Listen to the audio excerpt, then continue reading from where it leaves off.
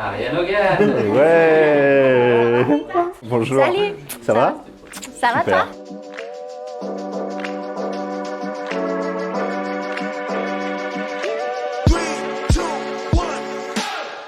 Welcome to Cross Paths, the brand new UTMB World Series podcast. Each month, two trail runners, one elite and one amateur, will meet and discuss what trail running means to them. In their conversation, they'll also reveal what drives them in life and how they express it on the hills. They will share their common passions, interests, beliefs, and get to know each other along the way. And so will we. In episode number 9, Canadian runner Marianne Hogan meets Yvan Cognasse, a French runner who is passionate about performance. Together, they spoke about keeping the running and work life separate, how to inspire others, and the importance of good coffee. We hope you'll enjoy this privileged moment where they crossed paths. I'm so happy to be with you today, Marianne. You know, no, really am.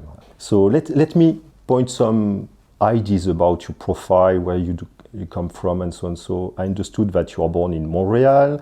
You were part of a Canadian triathlon team, and from 26 to 28, you went to the Junior World Cups. You moved to Colorado. You had a sports scholarship, and you followed the business master course. I think you are HR manager, but that's another question. Then you joined the Salomon running team in 2017. Mm-hmm. In 2022, you finished second at UTMB, but injuring yourself in the process. So lots of questions today, but did I miss anything which is important to introduce you? You didn't miss anything. I was in Colorado, but I went to school in California. So I did both. I lived in Colorado, but I studied in California, yeah. All right, so my turn to introduce you. Yvan, you have a background of engineer. You work in Geneva as a team manager for a software company. You've been running for 10 years, slowly but steadily increasing the distance. You started on the road and you ran all kinds of marathons in the world. But when you moved to Annecy, you discovered trail running and decided to trade the stopwatch for the mountain views, which I completely understand why. You're very organized to balance life, family, work, and running. But I guess my question to you is, when do you find the time to sleep? Personally, I have to find the right balance, as you said, between professional life and running, but also social life and also family life. So how to find the time? It's about agenda management, I think. So it's really about to put in your calendar, you have to run tonight and you have to run this weekend. And I try to balance my professional appointment with my running preparation program. But it's always a challenge. Yeah, it's nice when you can mesh social and running at the same time. That's how I like to do it. That's a big challenge. Coming back to you, Marianne, I have a question about when you were young, you did so many sports. How did you decide that's the right sport I want to do? Because you had so many options. The first sport I did was figure skating, which was definitely not the sport for me. It's nothing that I liked at all. But as a kid, I'm the youngest of 4 children, and we were obligated to do a sport. I just switched until I found the thing that was really good for me. I went from figure skating to swimming, and within swimming, I found the sport of triathlon. And then I started doing triathlons, and then I realized that within triathlon, what I preferred the most was running, and then I ended up as a runner, I guess. So it means that you start to run on the road, not really in the mountains, correct? Yeah, definitely. Most of my running growing up has been on the triathlon course, so I ran most of the time on the road. I still enjoy road running. I just don't necessarily like to look at my watch so much, which I feel like triathlon is way more about stats, and I'm much more of a feeling kind of athlete, so I didn't really like that side of things, and that's something that I found really easily in trail running. That's pretty the same for me at a certain level, of course. But I start to run on the road, and then I realized it's too, boring and stressing to have always a look on your watch, to see your pace, and to have stats, and to focus on the data and so on. So I realized that running in the mountains, it's a great experience just to enjoy the environment and you don't really care about the timing. But for you, at your level, is it different as well? Not at all. I like, my favorite day is just a day in the mountains, not really knowing where I'm going. You just leave and you don't know when you're coming back. That's really my idea of a great day. It is something that I have to control for sure, because otherwise I can overdo it. That's one of your challenge. You need to plan before and to be sure that you will not run a too long distance, which will be completely irrelevant for your preparation. Yeah, I think it's as much my strength as it is my weakness, the fact that I would like to be out there all day. I think it's my strength until it's my biggest nemesis in a certain way, because then I end up doing too much. But yeah, that's what I prefer is just spending long days in the mountains is my way of training for an ultra race. So does this mean you are running also all day, or you're also walking, or it's a mix? No, I work full time actually. I'm an HR manager for an IT company, so we're in the same kind of work environment. I've considered transitioning over to a full-time athlete or something like that, but I think that having a job allows me a certain security, makes sure that I don't spend all my time outside, and if things go wrong in the running world, I have my job to kind of turn around to. Of course, it requires a lot of discipline and commitment to being able to do both, but that's something that I'm able to put forward today, and that's why I keep doing it.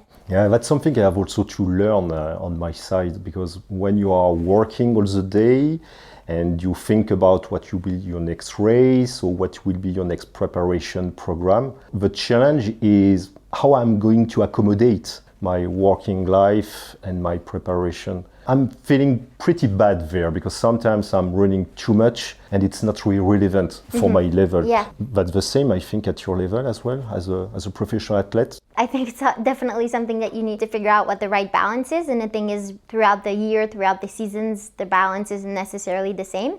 And so I think balance is something that you need to figure out every day, not just, it's not as if there's one specific recipe that works year round. I think that every week is different and you just need to adapt, and I think that that's really true for ultra running as well. Like, you never know what's going to happen in a race, and sometimes you need to run faster, slower, adapt in a certain way. So I think that helps as well. But can you tell me, when did you find running? When did you start, when in your life did you find running and that you started incorporated it? I think it was 12, 13 years ago. It's a nice story because I didn't do any sport. I started to run, I was about 35 years old, and running was completely out of my, scope. But I was traveling a lot for my job, so the only way to practice a sport was to have an individual sport first and to do something which is easy to practice everywhere. So just put running shoes in your baggage and everywhere you can run. And the first time I ran, I took my shoes, but I didn't have the right equipment. I didn't have a technical t-shirt, I didn't have the right running shoes, so it was just an experience.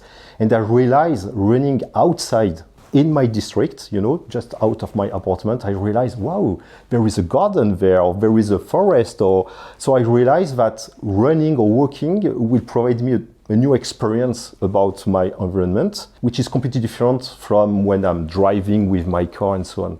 And because I'm living in Annecy, which is a beautiful place for running and trail, I realized that, wow, that's what I want to do. But it was the worst experience of my life. The first run, the second, and the third was terrific. So the injuries, I start to feel, new muscle and my body, and the reaction of my body was not what I was expecting. So I did some discipline to continue in order to finally get some results. Like, okay, I enjoyed by running 30 minutes. I am now enjoying running 1 hour and so on. So this is something which takes some time. Yeah. I think that's a good testament, though, for people who start running. I think it's important for them to hear that, because it's the same for everyone. Even when I'm injured and I start running again, I think running is really hard. I go for 5 minutes and I'm out of breath, and I think the body needs some adapt, and I think that's really important for people to hear, I think that unfortunately a lot of people don't get over the curve of when it starts getting easier, and then you become better runner, I guess, in a certain way. The other challenge I'm facing, possibly the same for you, is to know when you have to stop. And that's why I need a coach or I need a program. And when I start to run, it was very easy to find a program, on the web. So you just have to say, okay, I want to run a 10K or I want to run a marathon. So what's the plan I should have for someone who is starting from scratch? For me, it's helped me a lot to be sure that I will not over running because it will don't provide anything for me. It will not improve my performance, and that's a big challenge for professional athlete. I assume that's the same as well. Yeah, definitely. I think for me, the hardest thing is saying no to plans or ideas. Like, I think it's really easy to get invited to different types of runs or different types of adventures. And that's really what I like actually about running, is that you can, someone offers you to go running a specific adventure and you want to say yes. But I think at some point you have to understand that saying yes isn't always the best for your long-term health. So that's just something that I try to improve on for sure. Saying no sometimes when you think that it's not a good idea. How do you select your next adventure or challenges? Is it because someone suggests you, or now you have a plan, I think, for the next month or years? I think that life sometimes decides for you.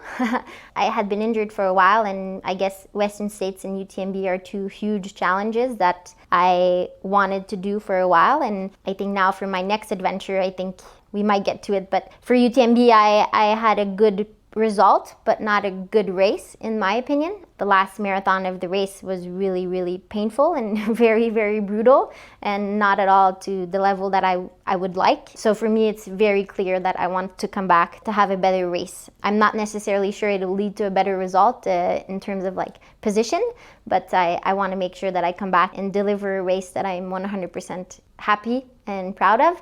When I crossed the finish line last year, I was there was a lot of emotions, but one thing that came around that surprised me was disappointment, and I don't want to have that feeling next time that I get on the start line. So you make a difference between race results, your personal feeling about a race? Yeah, for sure. Yeah. If I had gotten second with the outcome that didn't involve the injury and didn't involve me walking the last marathon of the course, I think that I would have been very, very pleased with the second place at UTMB. But because it was the result of that, then that made it more difficult for me to be, happy about. So for me, it's that outcome made it that my next goal is definitely I want to come back to UTMB and I want to race it 100% healthy and race to the best of my abilities. I don't want a mechanical issue to be the reason why I'm not pleased with my result. I understand your point of view. When I'm thinking about my personal ambition on a race, whatever the race and the distance, I'm really thinking about, okay, I want to be a finisher. Mm-hmm. That's my results I'm expecting. I'm also planning a possible time, but I really want also to go to the finish line with, I have a feeling that I can enjoy all the experience. I'm not in a situation where it's difficult, it's very hard, my brain stops working and I'm completely losing everything, So my personal ambition is really to go to the finish line and to realize, okay, I enjoy all the race. I was there, I was live during all the race, and that's enough for me. I think finish line is okay.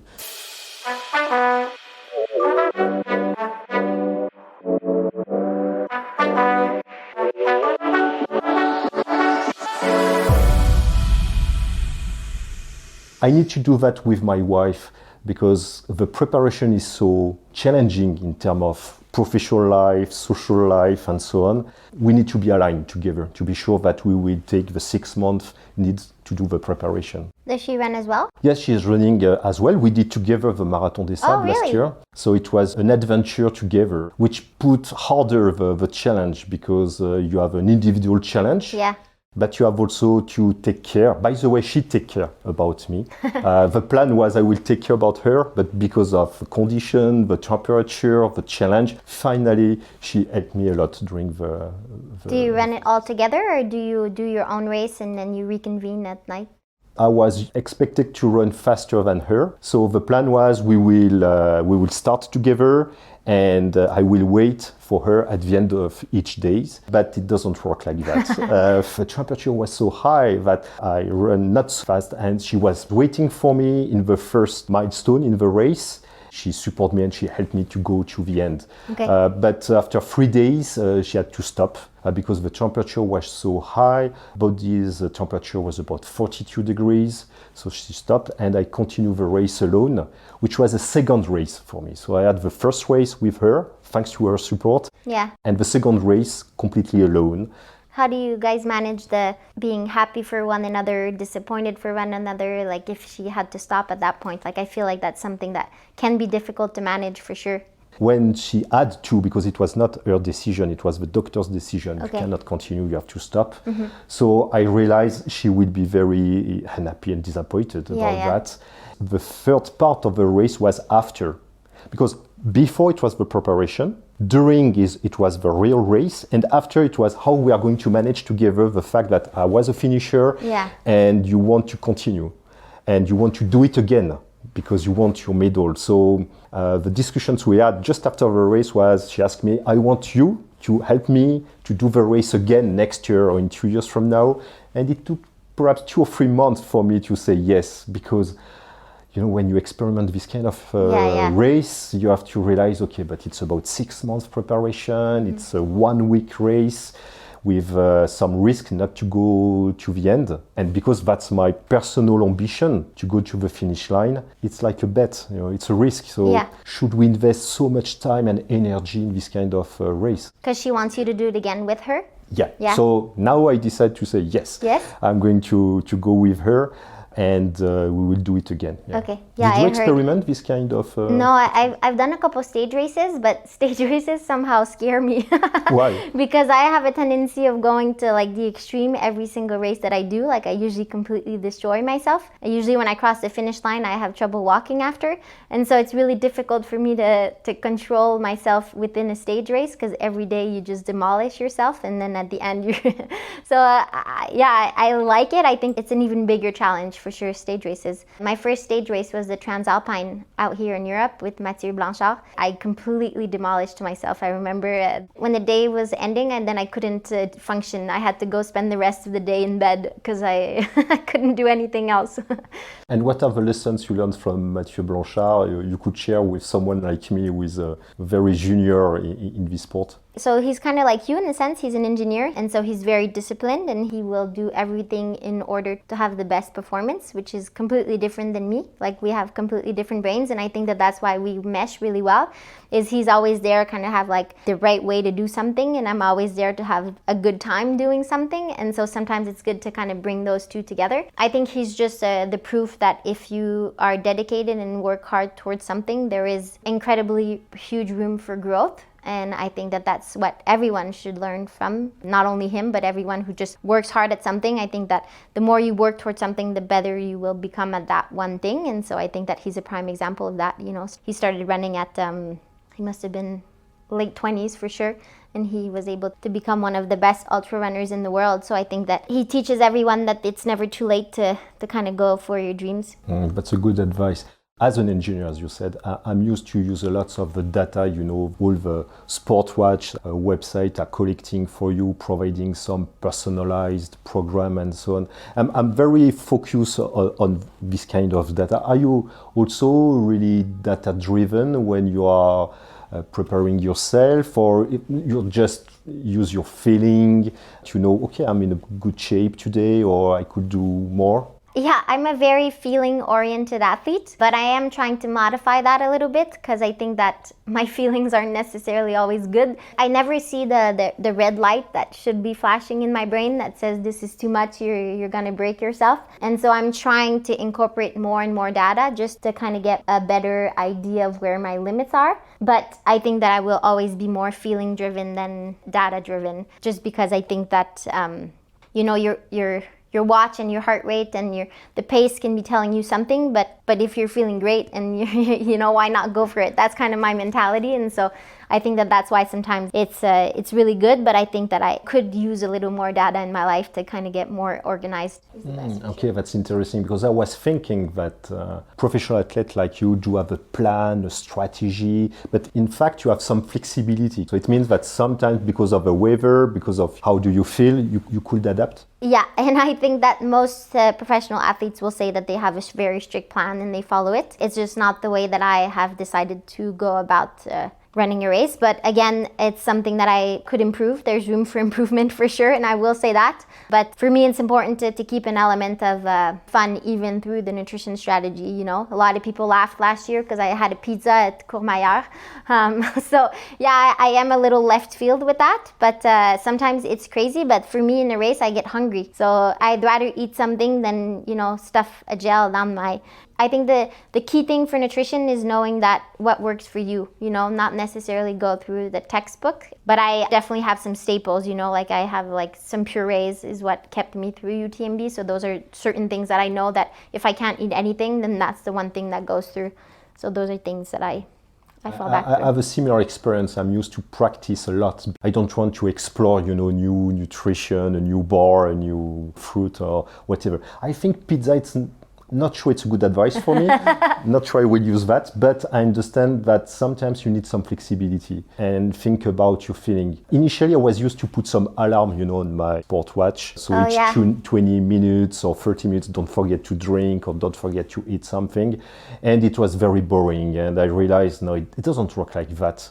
So at the opposite of you, I'm moving away a little bit from the data-driven preparation and the strategy. I cannot speak about a strategy for me, but I can speak about what I want to achieve, what the milestone, what the expected time. And that's what I like in the trail and running as well, is really to have an opportunity during hours to really focus not only on your environment, the landscape, and the other people who are running with you, but also about yourself and how do you feel, and understand sometimes you feel very bad, but it's like a magic for me. Sometimes during 1 hour, it's terrific, and after 1 hour, wow, it's like a sunrise. Everything come back and I feel better and so on. Is it something you feel as well, or? Yeah, definitely. And that's why I prefer to be a feeling runner, because when you're feeling really well, if you limit yourself with a certain pace or a certain heart rate, I feel like you're not maximizing your abilities. And that's why I'm always like, if I'm feeling really well, I'm going to go for it. And there's no reason why I wouldn't. But that's just my philosophy. I know that from professional experience and personal experience, we are learning a lot from failures. We are not learning so much about success. When you're success in something, you are used to, okay, that's great. I was at the right time with a good preparation. I'm very happy, but you don't learn so much. Failures help you a lot to know, okay, how do I feel when I have to jump on barriers and obstacles? And I think personally, motivation helped me to just to go on the website and enter my name for the next race. But motivation, this is not something you can expect it will be your fuel in order to do your preparation and to manage injuries and so on. I'm used to say that discipline helps a lot. So you need, let's say, 5 or 10% of motivation, and for the rest you need discipline. Yeah. Otherwise you will not run outside when it's raining or it's very cold or it's very hot. You need discipline. Just do that. Are you in the same approach, or motivation is everything you just need in order to practice and run? No, same thing, I would say. What I like too about ultra running, and I think that everyone somewhat likes it, is that it's not an easy sport. And so I feel like you feel even more accomplished when you do something. That's what motivates me, is knowing that like I work hard every day, and when I'm finally going to do something that is big, and when we all accomplish, like we can't minimize that running 100 miles is difficult. And so I think the feeling that's really fun is crossing the finish line and being proud of yourself for not just a race that you've done, but the preparation that you've done leading to it. And so that's what's motivating to me. I like the everyday grind, and if I could, I would grind all day. It's just sometimes my body doesn't allow me to do so. So you are human. Yeah, for sure. We all are. That's a good news.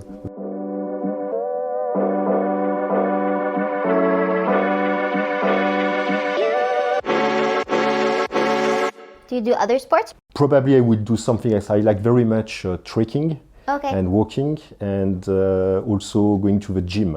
The best preparation for me would be a mix of running and gym, but I do have a personal coach, and she used to say, no, gym is not right for your preparation. Really? Yeah. So I'm just spending 1 hour at the gym per week. All the rest is just about running. But I would love to find something which is a good balance between running, gym, and trekking. Gym and trekking are two things that could help you for sure in your running races.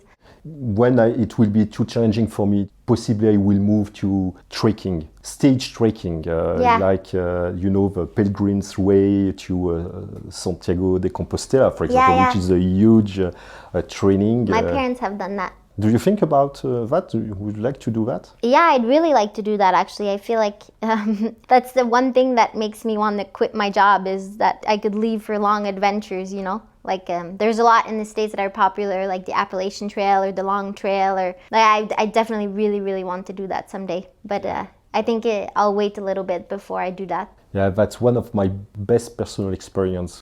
Everything we are doing in the running could apply to this kind of experience. And it's stage adventure, and you meet lots of people. Yeah. And what I really enjoy in the trail, it's not an individual sport. And that's what I realized. I will run with other people and we care about each other. So do you need something? Do you want some water? And this kind of collaboration experience, it's a great experience. And you can get the same on long trekking. Yeah. And I also think that it's a very simple life, you know, when you go on a trekking adventure, like for X number of days, all you have to do is walk, is go forward. And I really, really appreciate that. I think you don't have to think about anything, you know, you're not necessarily in a hurry to get anywhere because you're just going forward. And that's a dimension that I really, really enjoy. What is very funny when you meet someone, you don't really care what is your job, or you just ask what is your first name and where do you come from and where you are going. Yeah. That's the only 3 questions you will ask. And sometimes you meet people, you know, during 2, 3, 4, 5 days, and you feel like it's your best friend for life because you experiment the same situation, and as you said, you are completely disconnected. And that's the way we should do this kind of long way or long adventure. It just, you say, okay, I can feel very happy with more or less nothing. Mm-hmm. That's a great experience. I think. Yeah. I definitely want to add some of those on my to-do list. I just haven't gotten around to do it yet. Part of your to-do list, you have next challenge already planned, or you are still waiting for what will happen with your current injuries and so on? Yeah, I think my next for me is just figuring out how to get healthy, and then I'll get on the new challenge. But I do hope that UTMB 2024 will be an option for me, and so far it's looking pretty good. We are in Chamonix today. UTMB is starting in the next days. You are here. How do you feel? Because not being able to run, possibly it's generated lots of frustration, not for you? Yeah, it's not too bad actually. I think that if you had asked me in April when I got injured, I was very, very frustrated. I'm not gonna lie, there was a week or 2 that I was in a very tough spot. But I think, you know, when you go through tough situations like that, what's really important is accepting it and knowing that, you know, this is my reality, and actually there's no way that I would even be able to accomplish 100 miles if I lined up in a week. So it's not as hard for me to accept that. I much rather be out here enjoying the atmosphere and living it differently. It's actually not that bad for me. It's also giving me more motivation to show up again at a future date. I'm hoping it'll be 2024, but we'll see. I'm just happy to be part of the festivities for sure. That's a great news. So no plan to move away from the ultra trail running No, and competition? definitely not, no. So you will continue? Yeah. You have also other experience, Paralympics, for example. Could you speak a little bit about that, what you did and why? Yeah, for sure. What started my whole injury cycle is that I broke my leg. I was on a trail run and I spiral fractured my tibia fibula. I got a couple surgeries to get back, and that took me away from the sport for a really long time. But in the midst of that, I was contacted by the Paralympic national team in Canada. They were looking for a guide to help Jessica go through the Paralympics in 2020. And they had called me in 2019, which I thought was very good because it was a year after I got surgery. I wasn't even able to run 5 kilometers at the time. I really wasn't able to do much. I felt as though, you know, getting back into the triathlon world would get me back in shape and kind of have me focused on a goal. And at the same time, I think it's an experience of a lifetime, which is definitely what happened. But then obviously we all know what happened. Tokyo 2020 quickly became Tokyo 2021. And I had already committed to helping Jessica get to the Paralympics, so I decided to stay on board. But it definitely kind of deferred my return back to trail running. I don't regret it at all because we had a great time at the Paralympics. I don't think that is an experience I will ever live again. And it was definitely one of the most heartwarming experience I've ever had. When you're a guide for an athlete, I think it's not just about guiding her through the triathlon. It's, you know, you're a guide through everywhere we go. You know, we traveled the world together, and, you know, I'm her eyes when we're out in different places, you know. I don't think you can be more of a team sport than when you're guiding someone at the Paralympics. And it was an experience that I'll definitely always remember. I made some terrific friends along the way, and it was very interesting. It broadened my horizons too, and I think it also helped me become a better communicator. I think you forget sometimes how important it is to mean what you say. I learned that the hard way with her. Is like sometimes, when you say something and she can't see, and she was also deaf from one ear. So you really have to make sure that every word you say means something, and it means exactly what you say. And so I think that's just something that's definitely that was definitely interesting from the experience. Oh, that's a great lesson of communication. Yeah.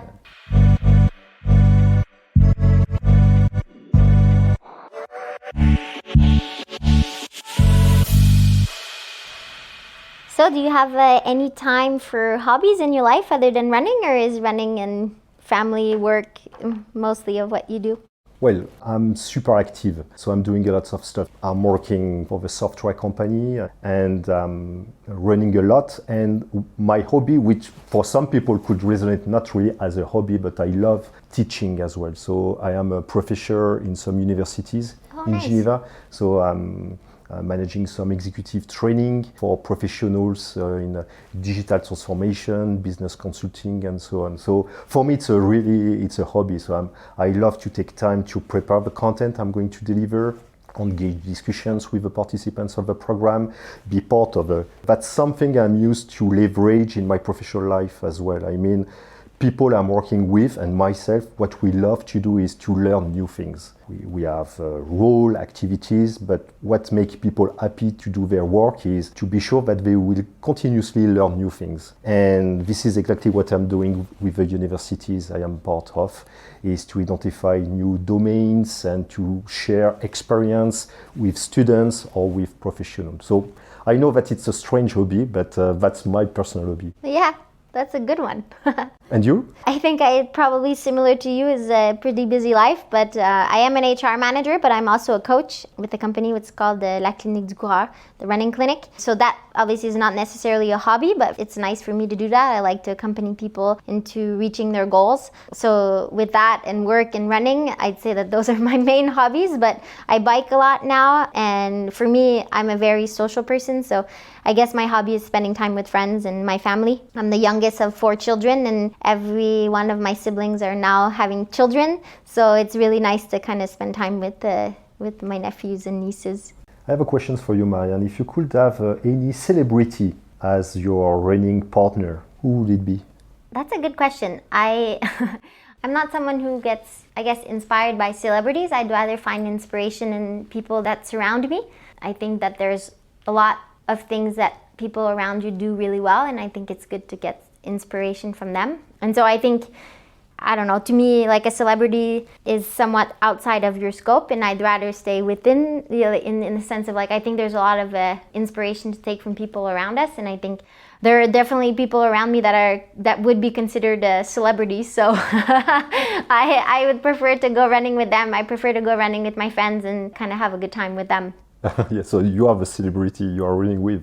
Well, I guess so. I guess people are now considered celebrities in the ultra running world, yeah. Which is nice. It's nice to see the ultra running scene getting more popular. I think that when we are running this kind of extreme adventure, and obviously what you are doing, but at a certain level also what I'm doing, like the Marathon des Sables, or running marathon and so on, what is, I think, very interesting as well is sometimes to be able to influence others, to move away from their comfort zone and to just start to do something, not to explain what they have to do, but just to inspire them.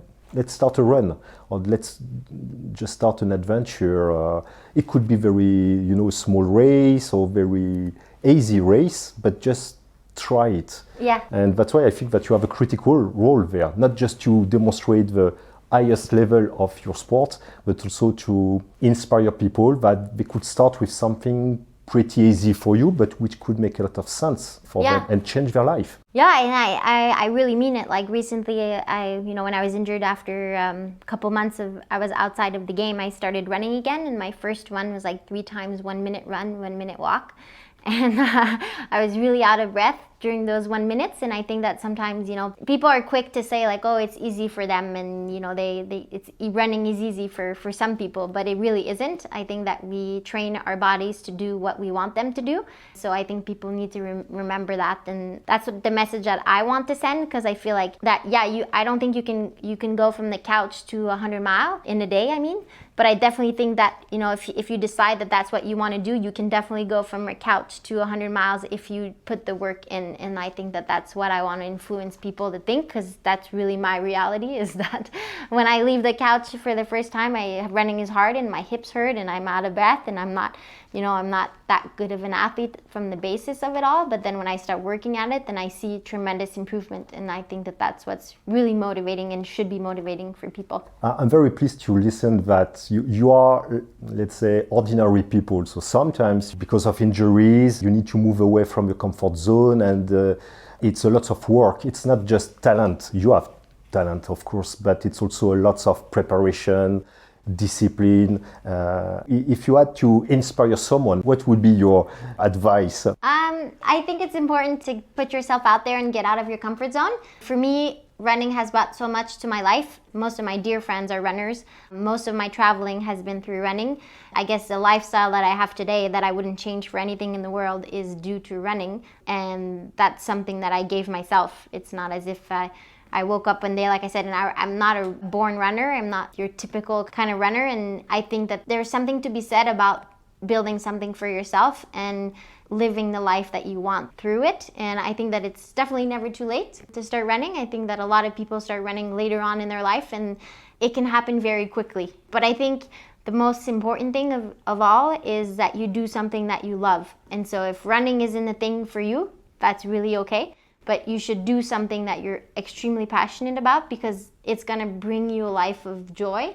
But I do suggest that you find something that really makes you passionate about, regardless of what it is. It can be arts, it can be sports, it could be music, it could be whatever it is. But I think that the happiest people are the people who do what they love, and there's no reason for you not to do that. For people who do have a professional life, which could be a source of stress, sometimes frustration, because it's not just about success, it's also about failures, challenge, frustrations, or a lot of things who are out of your control. When you do have this kind of hobby, this is like your personal garden where you control everything. So you decide where you want to run, you decide how you want to prepare yourself. Obviously, you don't control the weather, you don't control how you will feel during the race, but at least this is a zone where you can practice, you can fail, and nobody cares. Mm-hmm. And for me, it's a good balance. I work hard because I run hard. Mm-hmm. And that's the mix I need. And that's why when I'm working, I'm used not to speak too much about what I'm doing in running, because I don't want people to think, okay, but this guy is running 2 hours per day or 1 hour per day, so it's not really working. And on the other side, when you are running, I'm just speaking about running with my runners friends, not so much about my work, because that's something else. And I try to split. Do you do the same, or do you merge your professional and your sports? No, I definitely split. I definitely do not talk much about running when I'm at work. How it's possible? Yeah. How it's possible? People know me as the HR manager, not necessarily as the runner. And although I do show up at work in running clothes all the time, so that kind of gives it out. But no, I think it's important to have a lot of different things that you can kind of lose yourself in. And, when I'm running, I lose myself in running. And when I'm working, I lose myself in work.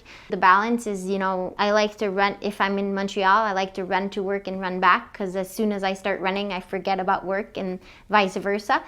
Even for a professional athlete with, I assume, a lot of pressure from your partners and so on, you do have this capability to balance your professional life and your sports. How it's doable? Do you get any pressure to dedicate your time and your day on your preparation?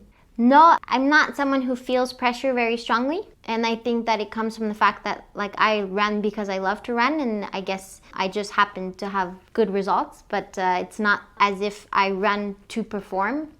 I run because I love it. And of course, when I line up, I give it my very best at every single time. And if it happens that I'm on the podium, then all the better. But I think that, no, I don't feel the pressure that way. I think that, like I said, to me, work kind of provides a balance for me at the moment. I'm not saying that it's not because I work today that I have to work tomorrow, and it's not because I quit tomorrow that I don't have to start over again the day after. I think that, we're too quick to say like it's black or white, whereas we can do in the middle. And my work is really good, actually. They accommodate me a lot working overseas, and flexibility. When I need time off, I take the time off. And when I was injured this past year, it's helped me tremendously to have work to turn towards. Something that you said a couple phrases ago is that nobody cares, and I think that that's the thing that we all need to remember about pressure, is that you put a lot of pressure on yourself, and yes, sponsors might eventually put pressure on yourself to perform, but in the grand scheme of things, nobody really cares. Yeah, people are happy that I finished second at UTMB for a little while, but it's not going to change your life. It's not going to change, they're like, oh, very good for her, but it doesn't change anything for anyone else than yourself. So if you realize that, then you're like, oh, well, I'm only doing it for me, really. Pressure should be off because it doesn't really change anything. 3, 2, 1, go! It's time to play a little game, and I'm going to share with you some facts. And 1 will be true and 2 will be false. The game is just you to find out the right one. Okay? There is a lot of traps. So, okay. Sounds good. So let me start with the first one. So 30 years ago, I bought an airplane model. If at some point, when facing, a particularly difficult time in my life, in the future, I've always said to myself, I will just take a break and I will build this model I now bought 3 decades ago. Today, I never needed it so far, but we never know. The second one is 15 years ago, I was in Montreal and I got stuck in a Starbucks because of some very heavy snow that fell from the roof in front of the door. It took hours to get out, but everyone around was very friendly. That's the spirit and the mindset in Quebec. Everyone around was very friendly. We had, of course, free coffee, cakes, and so on at this occasion. Sounds pretty true to me, but keep going. Possible, let's say possible. And the last one, I am a huge fan of the Beatles, and especially the singer Paul McCartney. He came to France. I booked my ticket. I took a few days off. I wait from 9 in the morning in front of the backstage entrance. And finally at 5 in the afternoon, he came in and I shook his hand. And for me, it was, and it is still a moment I will never forget. So first fact, the airplane. The second one, Montreal. And the third one, Paul McCartney. I was thinking about the Quebec thing, but I think that might have been the trap, is that you're trying to build a story that I'm aware of. So I'm going to go with the truth is Paul McCartney. No. I am a big fan of Paul McCartney, but I never shake his hand. Unfortunately, I would love. Did you go to his concerts or no? No. I didn't try. I was in Montreal, that's correct. But I was not stuck in a Starbucks? So no, it's completely wrong. It was a different situation. Basically, it was so cold outside. The only way to visit Montreal was to go from a coffee shop to another coffee shop, and you just stay out 10 minutes, no more. Because for me, minus 25, it's the maximum. To death, yeah. So that was the first one. Yes, correct. I bought this airplane model. It's like it's a secret, by the way. And not anymore. And now not anymore. Yeah. And it's like something like a backup, like a breaking glass process. So is that something now you might do during your retirement, perhaps? Perhaps, yes. So I'm also thinking about trekking and so I have multiple options. Maybe you can build it, fly somewhere, and do a trekking experience. That's an excellent. I think that idea. could be your goal. Exactly. I take it. Thanks. All right, my turn. So my first truth is that my favorite thing in the world is celery. Wherever I go, I have a piece of celery in my bag. In fact, I have a bag here and you can find a piece of celery in it. My second truth is that ever since I've been born, I have 2 toes that are stuck together up until the middle. And my third truth is that my great-grandfather was a general in the Canadian Army during the Second World War. Wow, everything is possible. I love the second one, to be honest. That's a great story. So I would select this one. Is it true? Yes, it's true. Wow. 2 toes that I'm lucky. You're very lucky. But I guess that's why I started off as a swimmer, is that I had some fins, Oh, that's a great... Is it a trouble when you're running? No. It's never a trouble. In fact, I forget about it most of the time until someone sees them and points it out to me. We do have some questions from the community. UTMB has asked community what they want to know about you, Marianne. We do have one question from Francesco Pupi. I think that you know Francesco. Francesco is an Italian elite runner. Yes. And he asked a question, and something we already addressed, but let me give you some time to go back to this point. Do you feel any pressure from the outside and from your sponsors to get back to running as quickly as possible after your injury? No, actually not at all. I will admit that when I got injured again in April, it was a difficult conversation for me to have with my sponsors, just to admit the fact that I was injured yet again. But everyone has been very, very supportive, and many of them have said, you know, whenever you're healthy again, you can show back to the start line, but there's been absolutely no pressure from anyone. And that's really the reality I've faced in the last years. You know, I've been with Solomon ever since 2017, but from 2017 to 2021 or 2022 even, I didn't do anything or almost nothing. And I think that says a lot, not just about that, not just Solomon, but all of my sponsors. I think that they've been very supportive throughout my injury process, and I think that it's super important because injury is part of the game, and whether we want it or not, they happen. And you know, it's kind of like a rotation. They will happen to everyone at a different time, and I think that that's a reality that sponsors need to be aware of. And I think that we're as valid as injured I was going to say employees, but injured athletes as we are as a able athlete, I think. I think it's a great demonstration of commitment and understanding about the risk of your sport as well. Absolutely. We do have a second question from Joanna, and Joanna asks you, what is your biggest fear when you are standing on the starting line? I'm not someone who has big fears, but I think my biggest fear is, it's silly, but twisting an ankle. I think that is something that, you know, we don't think about too often, but it's true that it could happen with every step. That's actually how I broke my leg. It's just on an easy run. I twisted my ankle, it got stuck, and I spiral fractured my tibia fibula. So I think that, you know, my biggest fear is always that injury is the thing that prevents you from doing what you think you can. And so I guess my biggest fear is that my brain is more developed than my body, which is often the case for me. So it's just outside circumstances impacting your performance and your ability. And I feel like sometimes a twisted ankle is just super silly, but can really derail your objectives. We have another question from Chloe. You are known to be a very positive, and I confirm, a very positive and enthusiastic person. Have you always been like this? Are some days tougher than others? How is grumpy Marianne? I think I've always been like this. How is grumpy Marianne? I think grumpy Marianne is when I just realize that I'm really injured. I think that's really gets to me, and it's not that I'm grumpy, actually, it makes me sad. I don't really get mad or angry. I just get circumstances sometimes make me sad, but I try to move on from them as quickly as possible. And I think for me, being happy is part of accepting what you're going through. And whether you go through it angry or you go through it happy, you're gonna have to go through it anyways. And so I feel like you might as well be happy while you're doing it, because it's my reality now. I was injured, you know, I injured myself and I have to move forward, so I might as well still try to make the best of it. I like to go to bed at night thinking that I did everything I could to be the best person I could be, but also be the happiest I could be. And so I think that if I ever find myself in a situation where I'm not too happy and I go to bed and I'm thinking like, why am I not happy? And I try to figure out like, what are the things today that didn't work for me? And I try to move away from those things. It could be either a situation, work that you're doing, people that are around you that aren't necessarily the right people for you. I think it's important to question yourselves on those things, because I don't think there's a reason why you shouldn't be happy on a day-to-day basis. And if you're not, then ask yourself why you're not and move on from those things. And so that's just kind of the things that go through my head. This is a great lesson of life. Whatever you are doing in life, we should think about that each day and take decision and execute.